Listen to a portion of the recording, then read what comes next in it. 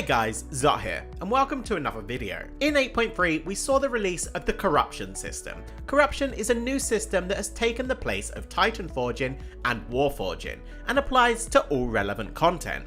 Corrupted items have a bonus positive affix attached to them, but come at the cost of giving you corruption, a resource that gives you more and more negative effects the higher amount of it you have.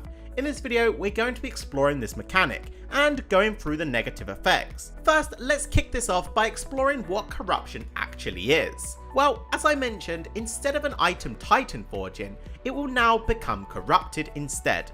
This causes the items to gain beneficial effects which come at the cost of a set amount of corruption, with the majority of corruptions having 3 tiers, each gaining more benefits at a higher cost of corruption, meaning you can only wear a limited amount of these items until the drawback is going to be too high. So now we've got a better idea of what corruption is, let's explore some of the potential corrupted affixes. Our first corruption is passive stat affixes. Now these all have 3 tiers, tier 1 giving 10 corruption, tier 2 giving 15, and tier 3 giving 20 corruption. Now there's 8 different potential roles of this kind of corruption: avoidance, haste, mastery, critical strike, versatility, leech, crit damage and healing, and lastly cooldown reduction. So let's take the haste one as an example. Tier 1 of this corruption will increase all haste you gain from all sources by 6%, 9% at tier 2, and then tier 3 gives 12%.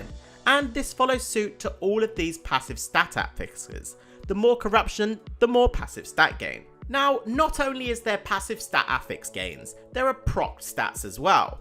Now again, these follow 3 tiers. Tier 1 gives 15 corruption, tier 2 gives 20 corruption, and tier 3 35 corruption. The proc stat affixes can come in any of the 4 major stats, so haste, crit, versatility, and mastery, with the amount of stat gained varying depending on which proc you are using. But again, let's take haste as an example. Tier 1 will give you 546 haste for 4 seconds, tier 2 728, and tier 3 1275 haste for 4 seconds. Okay, so moving on, now we get into the good stuff.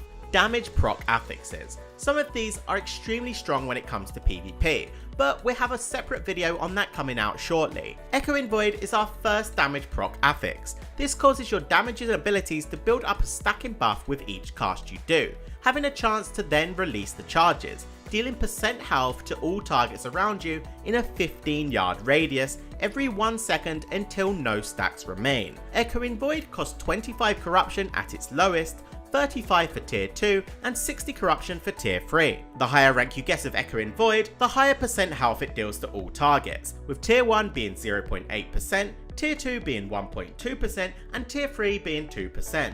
It's also worth noting that Echoing Void's damage is split between all targets that it hits. Our next corruption affix is Infinite Stars. Infinite Stars causes your spells and abilities to have a chance to strike enemies. Once hit, any subsequent procs deal 25% additional damage, stacking up to 10 times. The lowest tier of Infinite Stars is 20 corruption, with 50 being tier 2 and 75 being tier 3. So Infinite Stars is going to cause you to become very corrupted if you're using high ranked pieces. The higher tier of Infinite Stars you have, the more damage it deals. Now this damage proc scales with item level, so wearing low level item pieces with it is just not worth it, whereas Echoing Void on the other hand scales from your % health, so you could potentially be wearing a blue item and it would do the same as a max level piece. Twilight Devastation causes a giant beam to spawn on your location and then come out of you in a zigzag for 25 yards in front of you. This corruption again deals damage based on your maximum health, with tier 1 being 25 corruption, tier 2 being 50 corruption, and tier 3 being 75. The damage ranges from 6% of your maximum health on tier 1 to a huge 18% on tier 3. Similar to Echoing Void, Twilight's Devastation's damage is based on your maximum health, and not the item level of the piece. So a tier 3 Twilight Devastation on, let's say, a level 420 ring is going to be the same amount of damage as a mythic raiding piece with the same amount of corruption. Twisted Appendage causes your damaging spells and abilities to have a chance to spawn a tentacle dealing shadow damage to your target for 10 seconds. The corruption values on this affix are 15 at tier 1, 35 at tier 2 and 66 at tier 3, with each tier simply just increasing the damage that the tentacle deals. Bear in mind with this corruption it's again based on the item level, so the higher the level the item, the more damage it's going to deal. Gushing Wounds on the other hand is a little different to the rest, due to it only having one tier. Gushing Wound simply causes your spells and abilities to proc a physical damage over time effect onto your enemies, dealing very good damage over 7 seconds. There is, as mentioned, only one tier, giving 15 corruption. This corruption however scales from item level. And our last corruption effect is not a damage proc, but it's still unique. Void Ritual gives you secondary stats which stack every second for 20 seconds, and if more allies have it, the higher chance it will have to proc. Each tier increases both corruption gain, but also the amount of secondary stats Void Ritual gives you, ranging from 15 corruption and giving 7 stats, to tier 3 having 66 corruption and 32 secondary stats. On top of damage and stat affixes, there are unique corrupted weapons coming from the new raid Nyalofa the Waking City. These corruption effects are unique to these particular weapons, and are all guaranteed, so if you get the weapon it's going to have the corruption. The level of these corruptions is the same on all difficulty. Okay then, so now that we know the benefits of corruption, let's talk about the downside. As I mentioned in the intro section, corruption comes with some side effects. Each point of corruption you gain causes you to suffer bigger and bigger side effects. To see your corruption, you can open up your character sheet and mouse over the eye like so. You can see how much corruption you have, how much resistance, which we'll get into later, and the negative corruption effects that you're currently suffering. When you have one or more corruption, you suffer from Grasping Tendrils. This is a slow that has a chance to proc when you take damage. The more corruption, the stronger the slow is going to be, starting at a 10% slow on one corruption. Then, for every point of corruption you gain, the slow increases by 1%.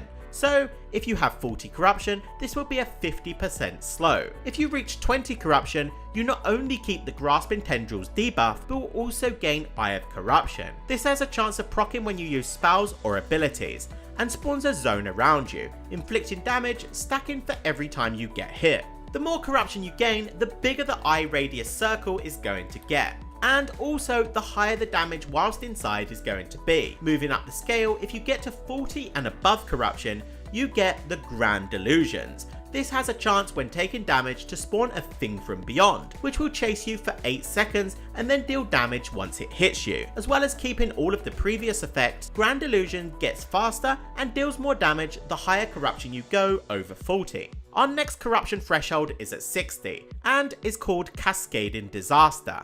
Basically, what happens here is that if you are hit by your thing from beyond, you will then in turn proc the previous 2 corruption side effects guaranteed. So you'll proc both an Eye of Corruption and Grasping Tendrils, meaning you'll be a minimum of 70% slowed inside of a giant Eye of Corruption. And our last side effect is Inevitable Doom. When you have more than 80 corruption, you gain a damage increase and a healing taken reduction active permanently, as well as again all the other active side effects still being active and scaled up. The damage taken and healing reduction starts at 5% and then goes up for every point of corruption you gain. These effects greatly limit the amount of corruption you can wear, especially in PvP scenarios. But there are ways to counteract corruption. You can gain resistances to bolster the amount of corruption that you can withstand. The main way to gain resistance is from your legendary cloak, the Shroud of Resolve. As you upgrade your legendary cloak, you gain more resistance to corruption, starting at 5 and going all the way up to 50, meaning as time goes on, you can wear more and more corrupted gear. On top of this passive resistance to corruption,